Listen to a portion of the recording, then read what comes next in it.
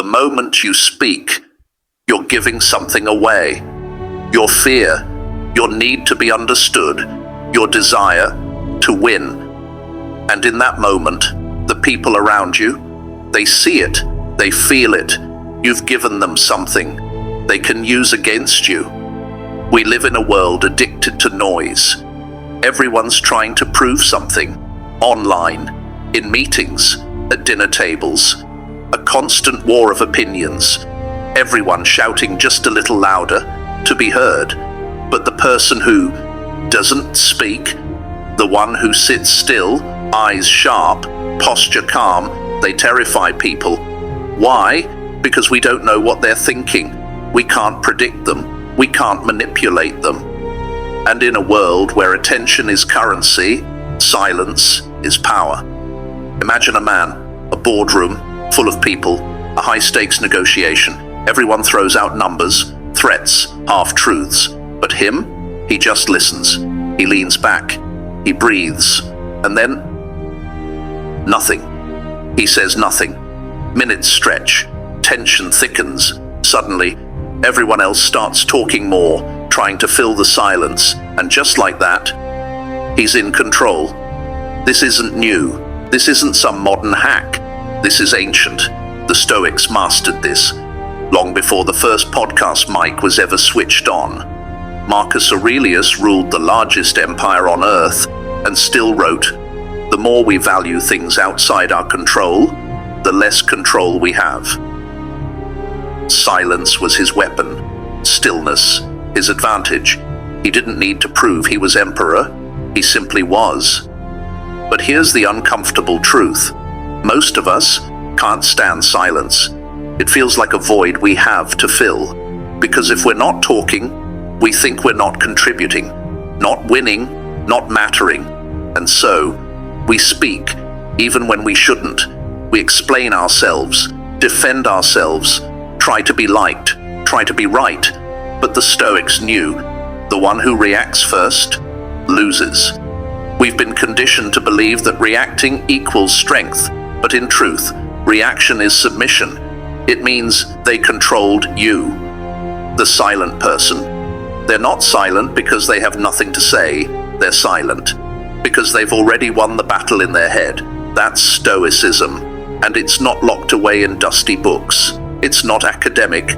It's a battlefield strategy, a social edge, a mindset that makes people lean in because they don't know where you stand. But wait, you might be thinking, what if staying silent makes you seem weak, passive, afraid? This video isn't about pretending to be quiet.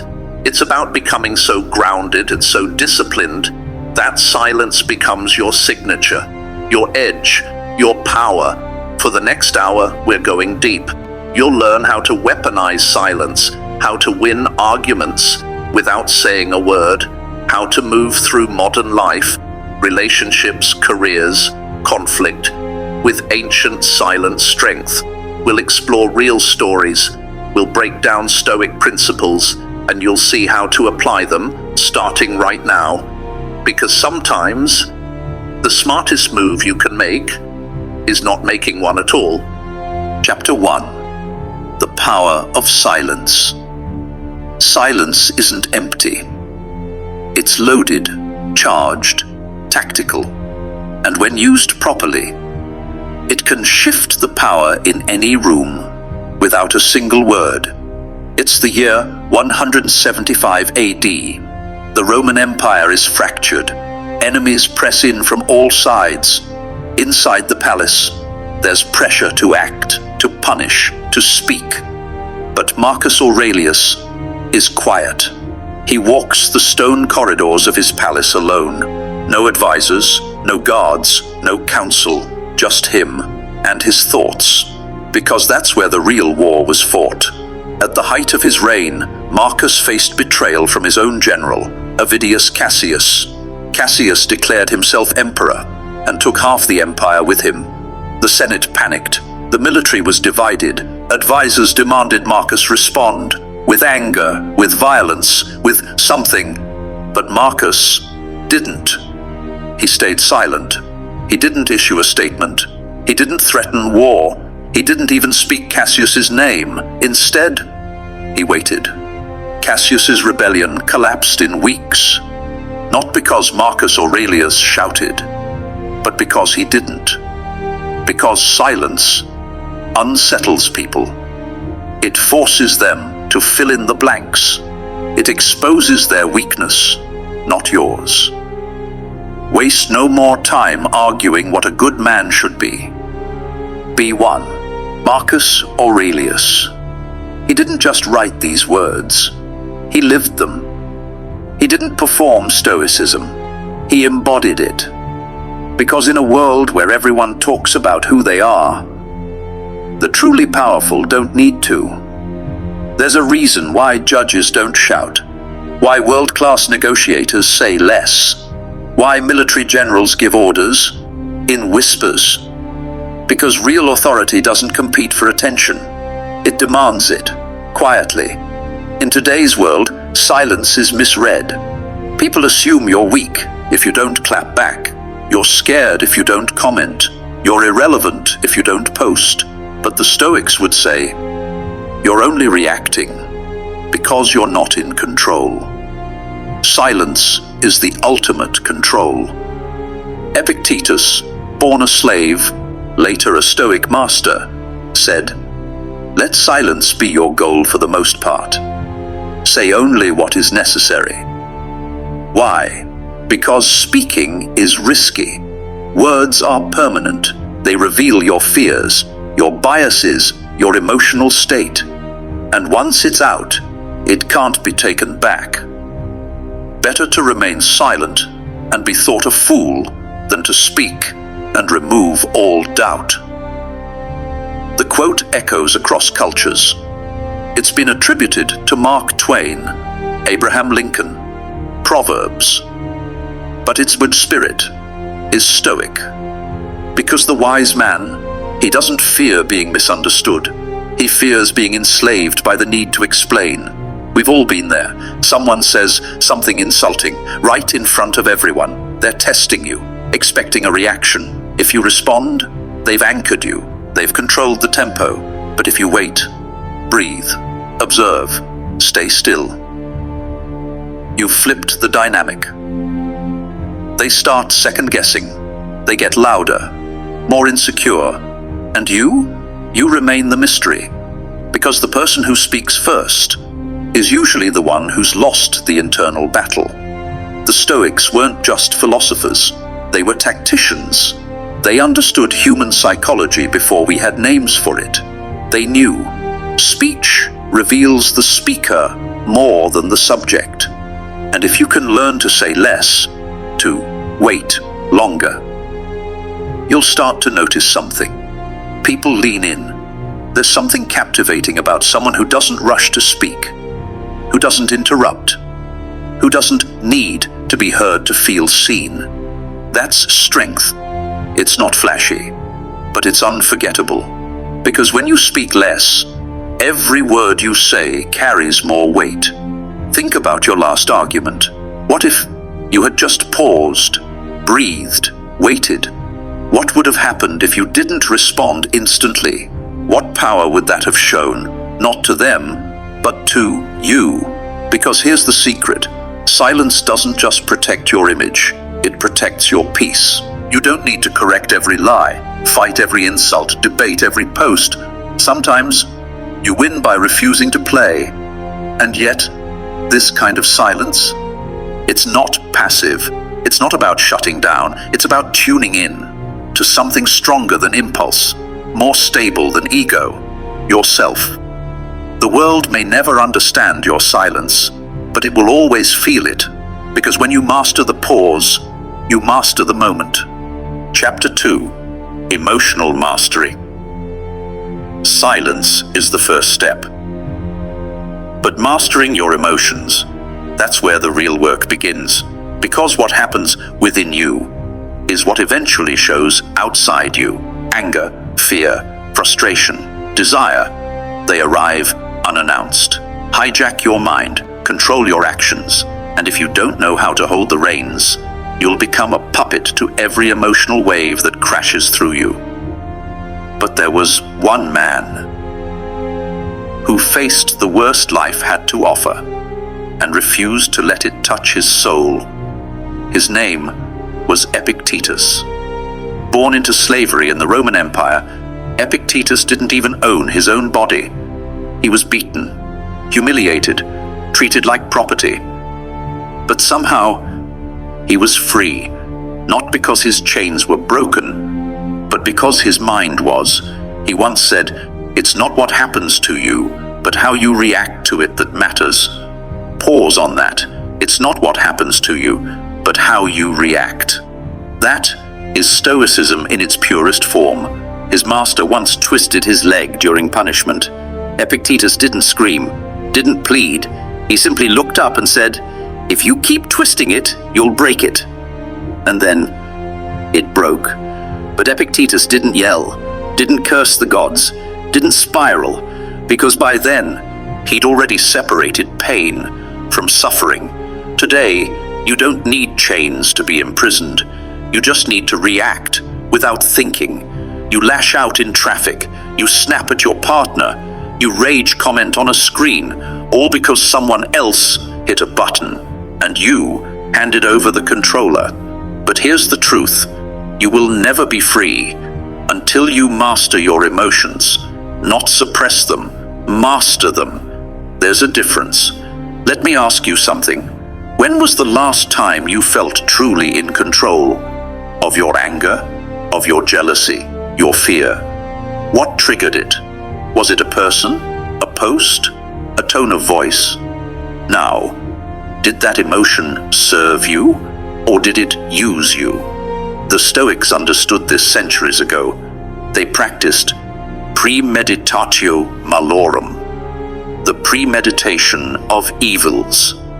They would imagine worst-case scenarios in vivid detail: loss, insult, failure. Why? Because if you rehearse adversity, it can't surprise you. If you prepare your mind, the storm doesn't shake you. When you are offended at any man's fault, turn to yourself and study your own failings. Then you will forget your anger. Marcus Aurelius. See, most of us want to change how we feel, but we never question how we think. So here's a Stoic practice. Write it down. Not the event, but your reaction. Ask yourself, was I in control or was I controlled? What belief led to that feeling? Is that belief true? Here are 3 Stoic techniques to master your emotions. 1. The dichotomy of control. Understand this. There are things you can control and things you can't. Your emotions, they're the bridge. You can't control what someone says, but you can control what you believe about it. You can't stop the rain, but you can decide whether it ruins your day. 2. Negative visualization. Imagine losing what you love, not to torture yourself, but to appreciate it. The Stoics didn't avoid uncomfortable thoughts. They invited them in, because nothing builds emotional resilience like knowing you could lose everything and still survive. 3. The pause. Before reacting, pause. Count to 5. Breathe. Observe. The space between stimulus and response, that's your power. In that space, you decide, will I act or will I react? That pause can change everything. It can prevent a fight, save a relationship, protect your peace. Emotional mastery isn't cold detachment. It's courageous awareness. It's choosing stillness. In a world that worships reaction, it's strength, disguised as calm. Because at the end of the day, your emotions are messengers, but you decide if they become your masters. He had no wealth, no titles, no throne, But people came from all over the empire to listen to a former slave teach kings. Why? Because his greatest conquest was himself. No man is free who is not master of himself. Epictetus. That's the battlefield now, not outside, inside. So the next time anger rises, don't fight it. Watch it. Don't suppress it. Study it. And then choose who you want to be. Chapter 3. The Art of Listening. When was the last time you truly listened? Not waited to speak, not planned your response mid-sentence, but actually listened. Silence, we've said, is power. Emotional mastery, the control of reaction. But listening, that's the application of both. Because to listen, you must first be still, then present, then finally humble enough to believe you don't already know. There's an old parable about a student who visited a wise teacher. The student talked endlessly about his achievements, his thoughts, his opinions. Eventually, the teacher began to pour tea into the student's cup and kept pouring until the cup overflowed. The student shouted, "It's full! Stop! No more can fit!" The teacher looked at him and said, "Exactly. You are like this cup. How can I show you anything if you are already full?" This is most of us. Full cups, overflowing mouths, empty ears. In Stoicism, listening wasn't just etiquette. It was strategy. It was philosophy. It was survival. Epictetus once said, "We have 2 ears and 1 mouth so that we can listen twice as much as we speak." And Marcus Aurelius, even as Emperor of Rome, wrote more about understanding others than about being understood.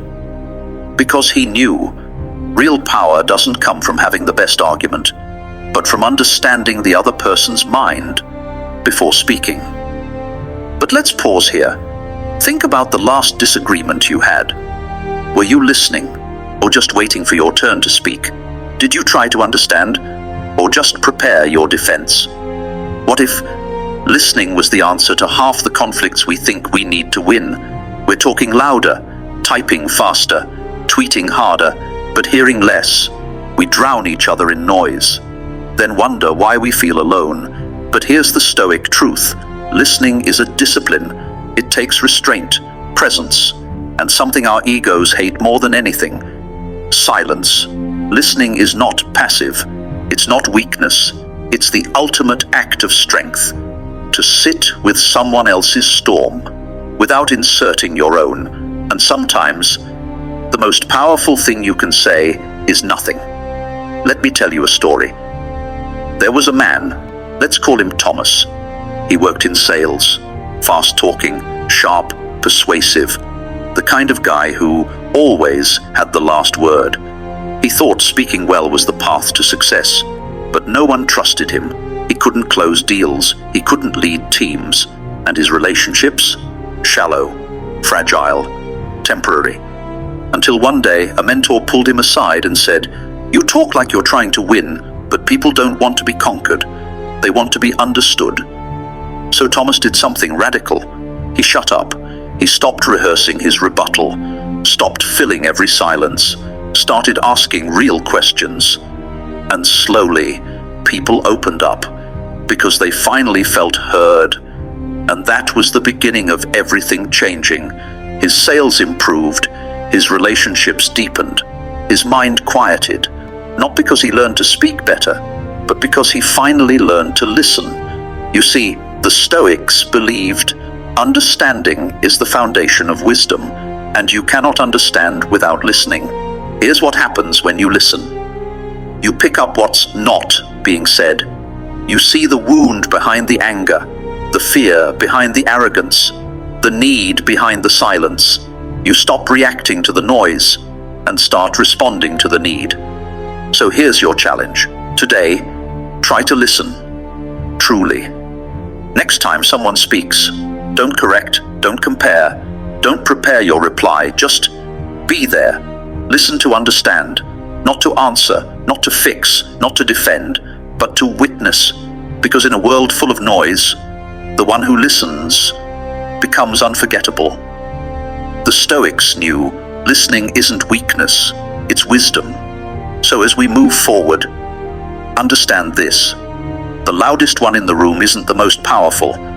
The one who listens is. Chapter 4. Inner versus outer control. Control. It's what we chase. It's what we fear losing. And it's what we never really had to begin with. We spend our days trying to force the world to comply with our expectations, trying to bend people, situations, outcomes to our will. And when it doesn't work, when life resists, we call it chaos. We call it failure. We call it unfair. But the Stoics saw something different. They saw order in the chaos, not by controlling the world, but by controlling themselves. This is the dichotomy of control, and it's one of the most radical, liberating ideas ever conceived. Imagine two circles. In the first, your thoughts, your choices, your attitude, your effort. In the second, everything else. The weather, the economy, what people say, what people think. Whether you get that job, whether that person stays, whether life goes according to plan. The Stoics drew a line between these two circles, and they said, only the first one is yours. Everything else, not yours, not controllable, not your business. Some things are up to us, and some things are not. Epictetus. A sentence so simple, most ignore it. But inside it is the root of peace, or the cause of endless suffering. Let's look at this closely. You can't control what happens, but you can control how you respond. You can't control other people's actions, but you can control your interpretation of them. You can't control outcomes, but you can control preparation, presence, and persistence. That's it. That's what Epictetus did. He was born a slave, beaten so badly, he walked with a limp for life. He had no freedom, no wealth, no status, but he controlled his mind, and because of that, he became one of the most powerful thinkers in history. That's the thing.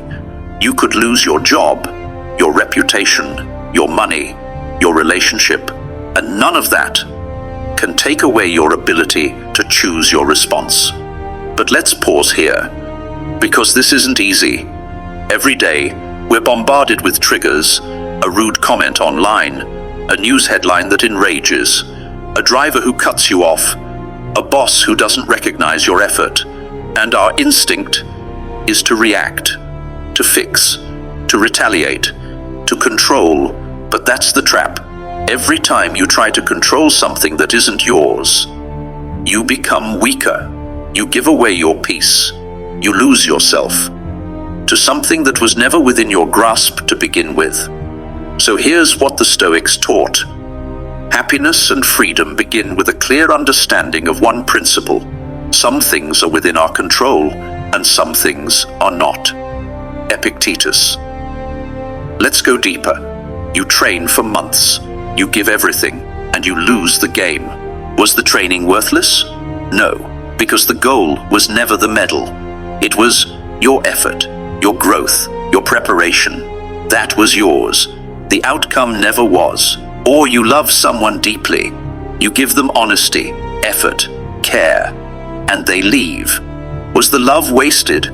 No, because how you showed up was in your control. Their choice never was. See the pattern? The more you try to own what was never yours, the more frustrated, bitter, and powerless you become. But the moment you accept it, really accept it, you become unstoppable. Let me show you. Let's do something simple, a visualization exercise. It'll take less than a minute. Close your eyes. Take a breath. Now, picture your life.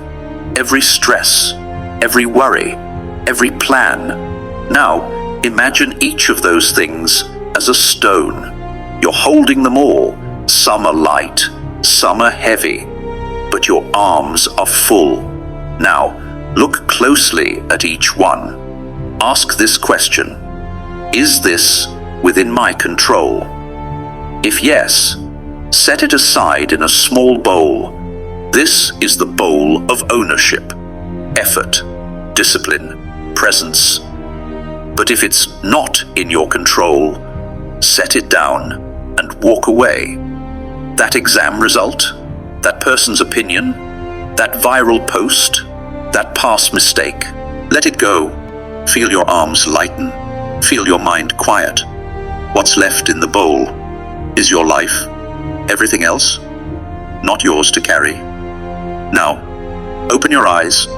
This is Stoicism, not a rejection of life, but a reorientation to it, a way of seeing, of separating what is yours to shape from what is meant to be accepted. And when you do this, when you stop wasting energy on the external, you unlock internal power. You stop chasing validation and start building character. You stop fearing loss and start cultivating virtue. Because the Stoics believed you don't need the world to be perfect, you just need you to be aligned. Control was never the goal, peace was, and that only comes when you know the difference between what is up to you and what never was. Chapter 5. Modern-day Stoics. They don't call themselves Stoics. They don't quote Marcus Aurelius in every interview. They rarely even speak at all. But their lives are built on silence, discipline, and unwavering focus. They are modern-day Stoics. In a world that rewards noise, they chose something different. They chose stillness. Let's begin with an athlete. Not just any athlete, one of the most dominant competitors in the modern era. LeBron James. 20 years at the top of one of the most ruthless sports in existence. Criticized, praised, worshipped, mocked. But through it all, he trains, he recovers, he studies, he executes. He doesn't tweet in anger. He doesn't take shots at rivals. He lets his performance speak. I don't need to say much. I let my game do the talking. LeBron, that is Stoicism. Because silence is not passive. It's powerful. It forces the world to listen with their eyes, not their ears. Now, let's shift the frame to a man who stood still when the world was burning. Captain Sully Sullenberger. No panic, no drama, no blame, just calm, just clarity. Both engines failed over New York City, and yet he didn't shout, he didn't freeze, he simply responded, calculated, silent, efficient, stoic. He later said, "One way of looking at this might be that for 42 years, I've been making small, regular deposits in this bank of experience, education, and training. And on January 15th, the balance was sufficient so that I could make a very large withdrawal." That's Stoicism. Mastery built in silence. Ready when it counts. Let's move again to the world of business, to a figure often misunderstood, not because he hides, but because he doesn't need to explain himself. Warren Buffett. In a world of rapid trades, market hysteria, and constant noise, he waits, he listens, he reads, 6 hours a day. And when he speaks, it's measured, precise, earned. He once said, "The stock market is a device for transferring money from the impatient to the patient." In other words, from the reactive to the stoic. That's the paradox. In a system built on urgency, the one who waits wins. But what's even more interesting is how ordinary people have adopted Stoicism and built lives of extraordinary strength. Take Jocko Willink, a retired Navy SEAL, now a leader, author, speaker. But he doesn't scream inspiration. He embodies it. Every morning, 4:30 a.m., he wakes. No excuses, no negotiation, just discipline. Discipline equals freedom, he says. That's not a quote. That's a worldview. Stoicism isn't just for scholars. It lives in gyms, on battlefields, in kitchens, on buses, anywhere someone says, "This is mine to control, that is not. I'll act on the first and let go of the second." But let's take it deeper, because Stoicism is not just action without emotion. It's right action with emotional clarity. It's the mother who holds her tongue instead of yelling, the teenager who fails and tries again, the leader who doesn't boast in victory or break in defeat. You see, the Stoic isn't loud because they don't need validation to act. They don't need applause to persist or sympathy to endure. Their compass is internal. Now here's something to notice. All these modern Stoics, from athletes to pilots to investors, they don't talk much about Stoicism. They just live it. Because ultimately, the greatest proof of Stoicism is not in a quote or a speech or a brand. It's in what you do when no one is watching, when the noise is loud. Do you listen or react? When things fall apart, do you blame or build? When the crowd praises, do you absorb or detach? Waste no more time arguing what a good man should be. Be one, Marcus Aurelius. That's the call, not to mimic, not to preach, but to embody silence, strength, steadiness in 2025, in your world, in your choices, because the modern Stoic is not found in marble statues. They walk among us, unassuming, focused, free. Chapter 6, Overcoming Adversity. They say life hits hard, but that's not quite right. Life doesn't hit you, it waits, and when your guard drops, when you least expect it, it collapses, quietly, suddenly, ruthlessly. Pain doesn't always scream. Sometimes it just sits with you in the dark. And in those moments, Stoicism either becomes real or it's forgotten.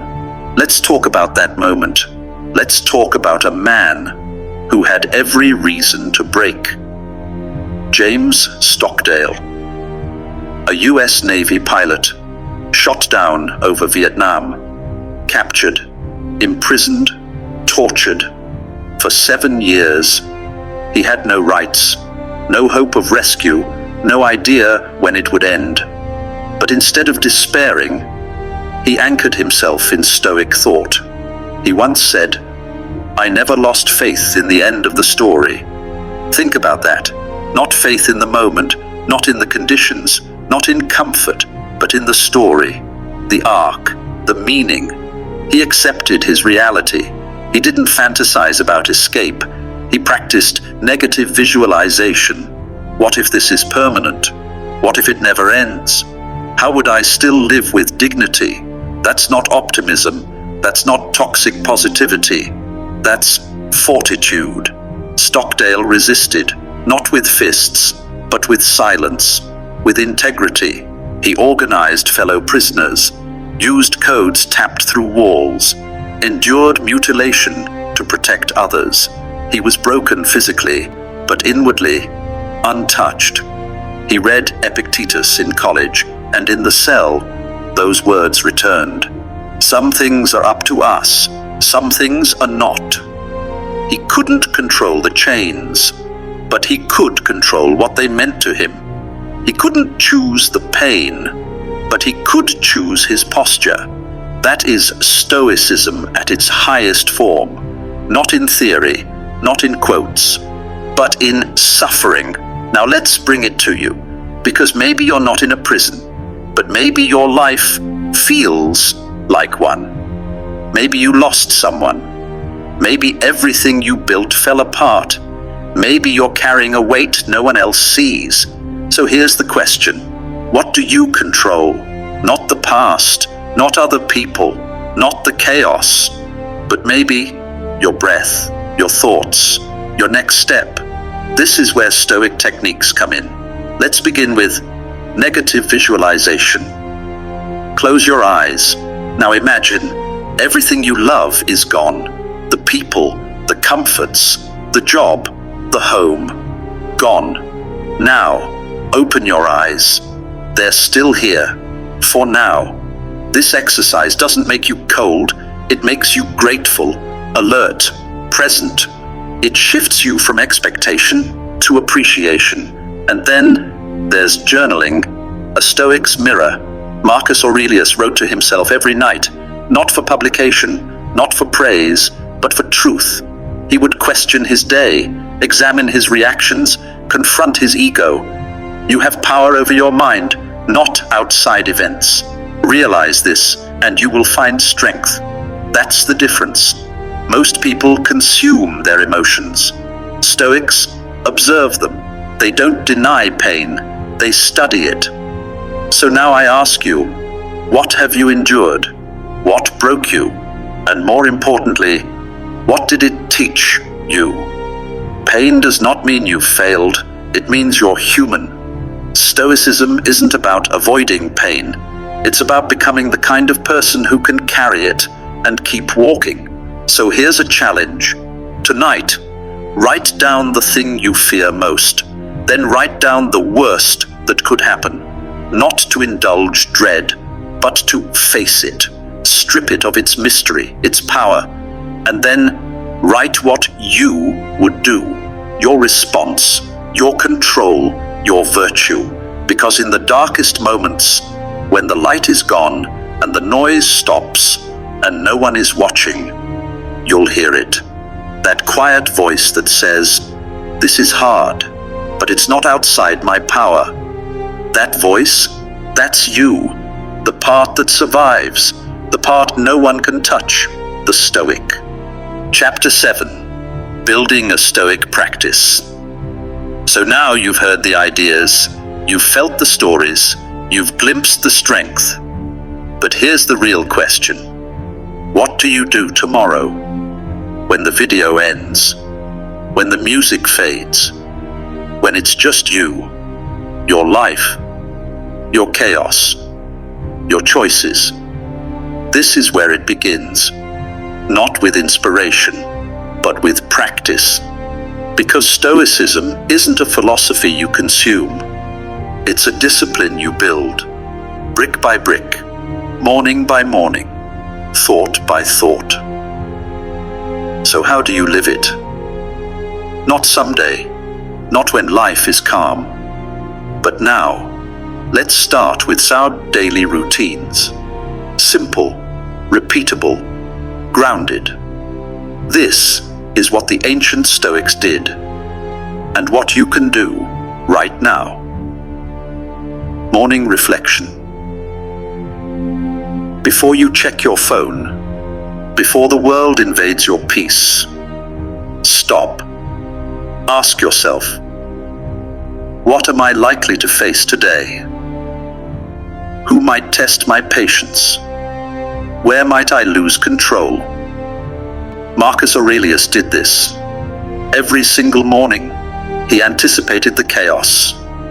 So when it came, he was ready. Midday, check-in.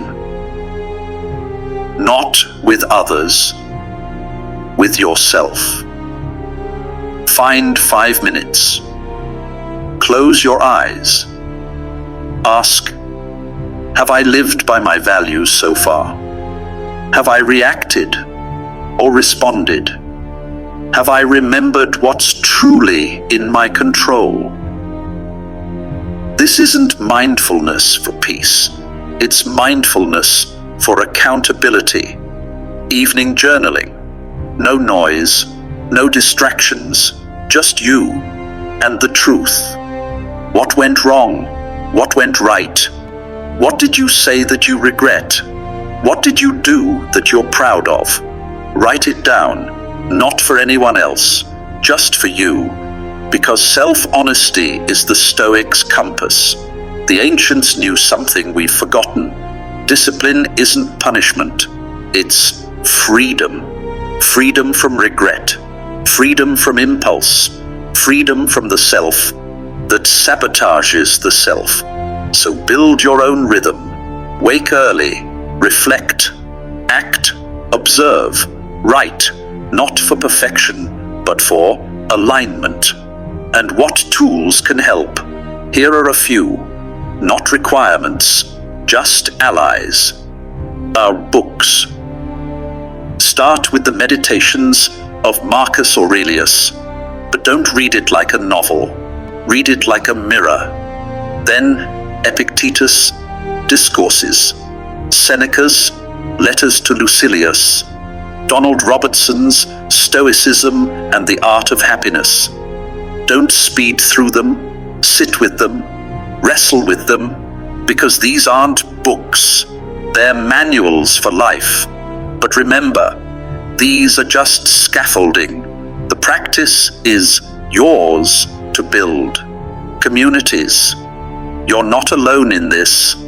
There are forums, book clubs, Discord servers, online cohorts dedicated to living by these principles. Not debating them, not quoting them. Living them. Find those people. And if you're looking for daily reinforcement, a place where these ideas are broken down, explored, challenged, and lived. This channel is built for exactly that. The Stoic Lens. Daily Stoicism videos, stories, reflections, practices, not watered down, not made for clicks, but built to strengthen you. It's not just a channel, it's a companion for this path, one that doesn't shout, but helps you listen, because surrounding yourself with stillness is easier when you're not surrounded by noise. This isn't about becoming a monk, it's about becoming you, without distortion, without chaos, without noise. So let's make it personal now. Set one Stoic goal, just one, not a resolution, a virtue. Maybe it's courage. So your practice is speak the truth today, once, where you usually wouldn't. Maybe it's patience. So your practice is when someone interrupts, pause and let them finish. Maybe it's temperance. So your practice is stop one indulgent habit for just a day, not to prove something, but to learn who you are without it, because that's what Stoicism is pointing toward. Not the addition of more ideas, but the removal of everything that clouds you. Anger, attachment, fear, ego. And over time, you don't become a new person. You become the real one. Here's your challenge. For the next 7 days, reflect each morning. Journal each night. Watch your reactions. Choose one virtue. Practice it. Track it. Not with judgment, but with awareness. Then come back to this. See who you've become. Because this isn't about becoming a Stoic.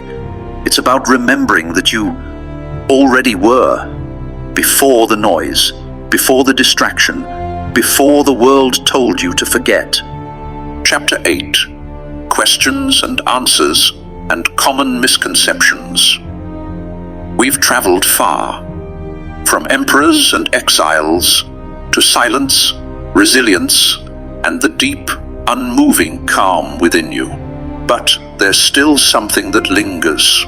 Questions, doubts, misunderstandings. Let's face them, quietly, precisely, like a Stoic would. 1. Is Stoicism about suppressing your emotions? The answer is no. It's about not being enslaved by them. Anger is allowed. Fear is human. Sadness, loss, grief, they will visit you. Stoicism doesn't silence them. It simply asks, do they get to decide what you do next? You feel, then you choose, not react. That's not suppression, that's power. 2.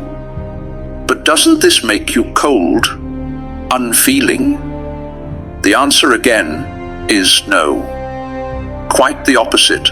A Stoic doesn't shut off emotion. A Stoic understands emotion. They trace it to its source. They look it in the eye, and they decide. What you see as calm might be the fiercest internal battle someone has ever fought. Stillness is not emptiness. Stillness is strength. Directed, focused, alive. 3. Can you be stoic and still dream big? Absolutely. Marcus Aurelius ruled Rome, and he dreamed of virtue. Cato challenged tyranny, and he dreamed of liberty. You're not told to dream small. You're reminded to dream in ways that don't destroy you. Stoicism doesn't limit ambition. It refines it. It tells you, pursue what matters, but don't belong to the outcome, because you don't control it. You control the pursuit, the daily grind, the choices, the voice in your head that says, get up again. That's enough, and it's everything. 4. Is Stoicism religious? No. It's a philosophy, a framework, one that doesn't demand belief.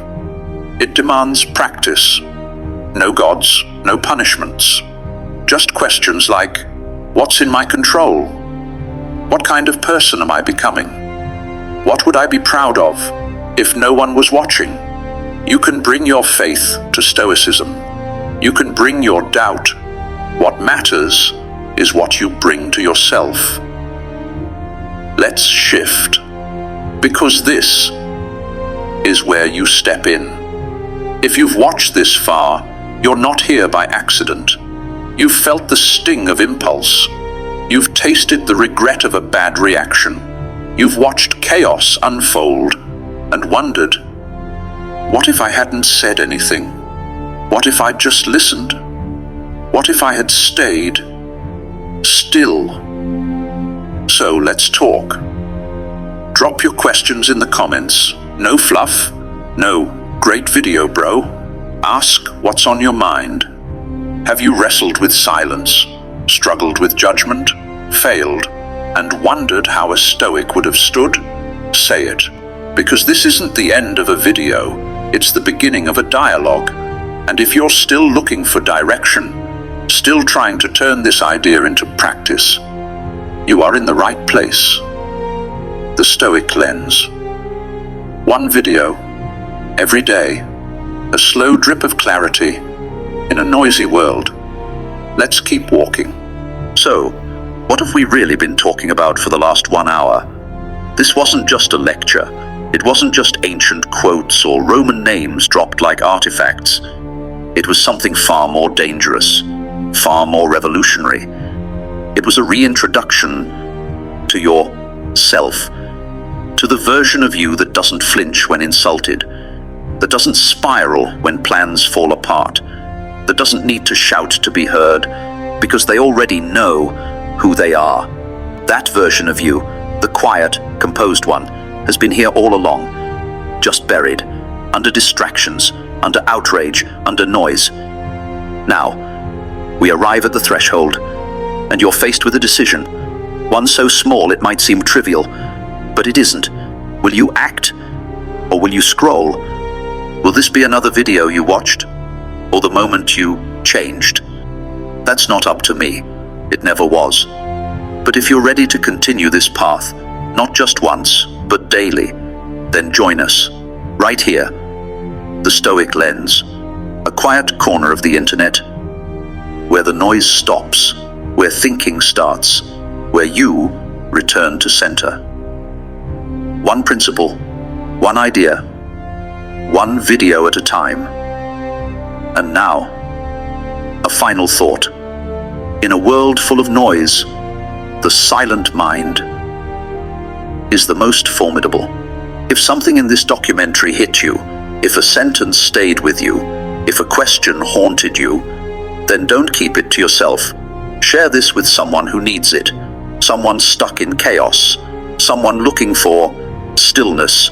Like, comment, but not because it's YouTube, because this is how we signal each other in the fog. Tell us how you've lived Stoicism. Tell us how you failed it. Tell us how you're coming back to it, because this doesn't end here. This is a beginning, a quiet revolution, and it starts now with you. Subscribe.